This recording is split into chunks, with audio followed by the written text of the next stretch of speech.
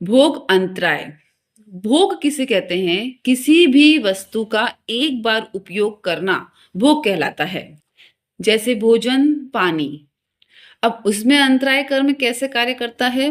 मान लीजिए आपको कोई भी चीज है, बहुत मनपसंद है, आपके सामने भी रखी है, आपका कोई तरह का त्याग भी नहीं है, लेकिन चीज सामने होते हुए भी आप उसे नहीं खा सकते, नहीं ले सकते, वह होता है अंतराय कर्म। बहुत सी बार सुनने को मिलता भी है कि अ, वह सेठ कितना अमीर करोड़पति है, लेकिन खाने में क्या खाता है? रूखी रोटी खाता है।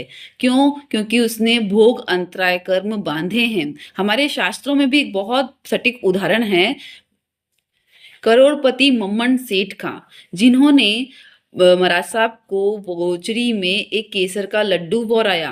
पड़ोसी के कहने पर उनकी भावनाओं में परिवर्तन हुआ और उन्होंने महाराज साहब के पीछे पीछे गए और वहां से उनसे लड्डू वापस लेने की याचना की।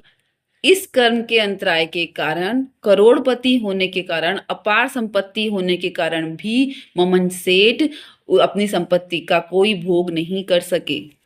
अब इससे बचने के उपाय क्या हैं? सर्वश्रेष्ठ उपाय तो है कि जो प्रभु के मार्ग पे चलने वाले साधु साध्वी जी हैं, उन्हें अगर आप निर्दोष गोचरी, मेरी बात पे ध्यान रखना, निर्दोष गोचरी करवाते हैं तो आपके भोग अंतराय सबसे जल्दी टूटते हैं। आजीवन आपके खाने में कोई कमी नहीं होगी, इच्छा के अनुसार आपको आपकी चीज मिलेगी।